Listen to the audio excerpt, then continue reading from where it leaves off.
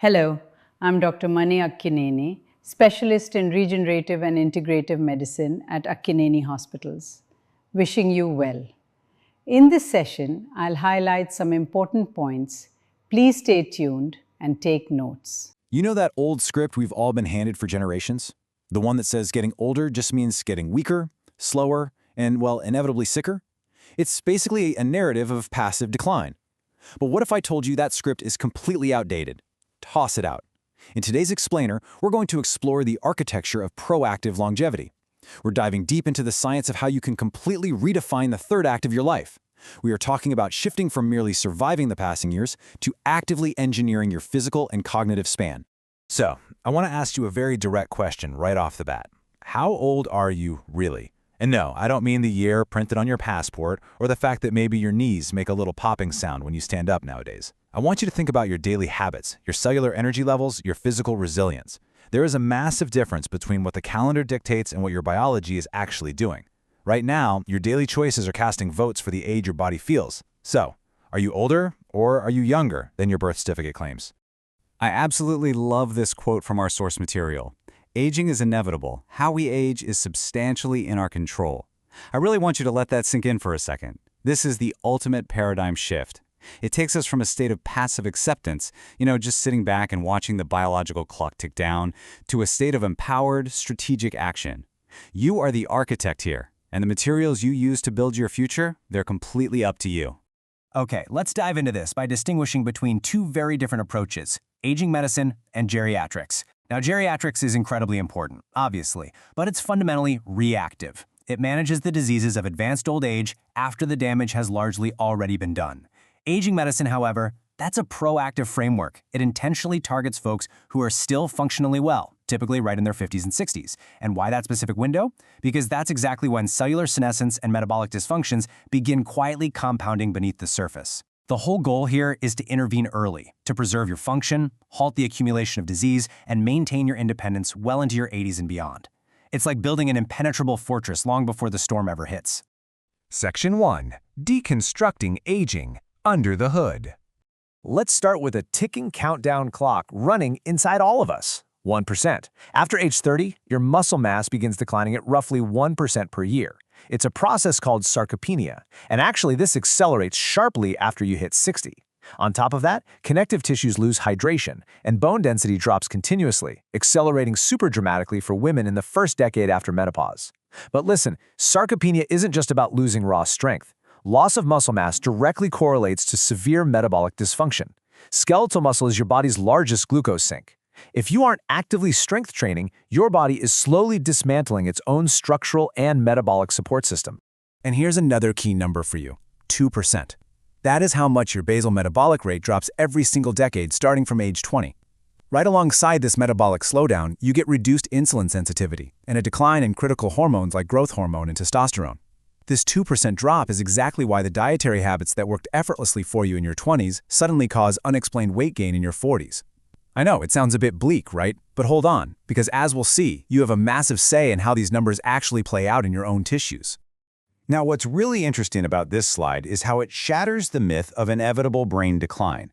Yes, sure, raw processing speed might marginally slow down over the decades, but crystallized intelligence, meaning your vocabulary, your general knowledge, your complex reasoning synthesized from decades of experience, that actually improves with age.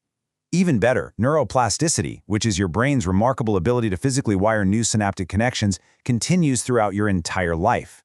Your brain isn't a dying battery. It's a highly adaptable, dynamic network that actively responds to targeted learning, physical exercise, and deep social engagement.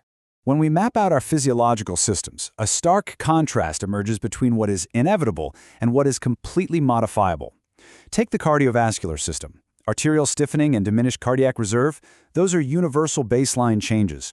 Or consider the immune system, which goes through what's called inflammaging. It's a state where your immune system becomes less effective at fighting novel threats, but perversely more prone to driving systemic, chronic inflammation. But the absolutely crucial point here is how responsive these systems are. Your aerobic fitness substantially moderates that heart stiffening. Precise diet and exercise protocols directly combat that metabolic slowdown, and they systematically lower the inflammatory markers driving inflammation. The inevitable changes simply set the baseline, you guys. The modifiable factors, that is where you write your own biological story. Section 2. The assessment. Chronological versus biological age. We are dealing with two fundamentally different concepts of aging here. Chronological age is just a fixed administrative metric. Literally, it tells you how many times you've orbited the sun and absolutely nothing else. Biological age, on the other hand, is a highly malleable reflection of your cellular health. It is actively driven up or down by your physical activity, your sleep architecture, stress management, diet, and exposure to substances. Because biological age is so dynamic, you could evaluate two 65-year-olds and find that biologically speaking, they are decades apart in terms of cellular resilience and physical capability. Crazy, right? And the medical field has evolved to measure exactly this. Clinicians practicing proactive aging medicine rely on actionable metrics to map your trajectory. They look at epigenetic clocks to see precisely how your lifestyle is altering your gene expression. But they also rely heavily on practical, physical performance tests. For example, grip strength. It isn't just about your hands. It is a shockingly accurate proxy for overall central nervous system health and total body robustness. Similarly, they measure your cardiovascular capacity through VO2 max estimation, which is heavily correlated with all-cause mortality. These aren't just fun trivia points, folks. They are the definitive indicators of your health span and the bedrock for proactive medical decision-making. Let's move to and see how this builds. Section 3. Rebuilding the Blueprint, the WHO framework. The World Health Organization has defined 5 highly interconnected functional domains of healthy aging. Think of these as 5 essential pillars supporting your quality of life: locomotion, vitality, sensory function, cognition, and psychological well-being. The crucial takeaway here is that ignoring just one of these domains critically compromises the integrity of the whole shebang. You cannot out-exercise cognitive neglect, just like you cannot meditate away severe muscle loss. You absolutely need a unified approach. The first 2 pillars form your physical foundation, and they exist in this really powerful symbiotic loop. Step 1 is locomotion, your mechanical ability to move, climb, and balance. The prescription, regular physical activity, specifically targeted strength and balance training to combat that sarcopenia we talked about earlier. But here is where the loop comes in. Step 2 is vitality, which represents your nutritional status and systemic energy. You can't maintain locomotion without the robust protein synthesis driven by your vitality and nutritional intake. Conversely, your body only optimizes that nutrition when your muscles are actively challenged. Proper hydration and high-quality protein are literally the fuel that keeps your locomotion engine running smoothly. Moving to the sensory domain, which encompasses vision and hearing, we find what is arguably the most fascinating revelation in longevity science. This is a massive blind spot for so many proactive adults: uncorrected hearing loss. It is genuinely staggering, but uncorrected hearing loss is a major, highly modifiable risk factor for severe cognitive decline and social isolation. Think about it. When you can't process auditory signals effectively, your brain is literally starved of stimulation. Its cognitive load drastically increases just trying to decipher normal conversations, and you naturally start to withdraw from social engagement. Getting a hearing screening isn't just about your ears, it's a primary defense mechanism for protecting your brain. And speaking of protecting your brain, that brings us to cognition and psychological well-being. For cognition, while puzzles and mental engagement are great, physical exercise is actually the most robustly proven protector of cognitive function. Seriously, moving your body literally saves your mind by flooding your brain with BDNF, brain-derived neurotrophic factor, which essentially acts like fertilizer for new neural connections. Finally, the psychological domain.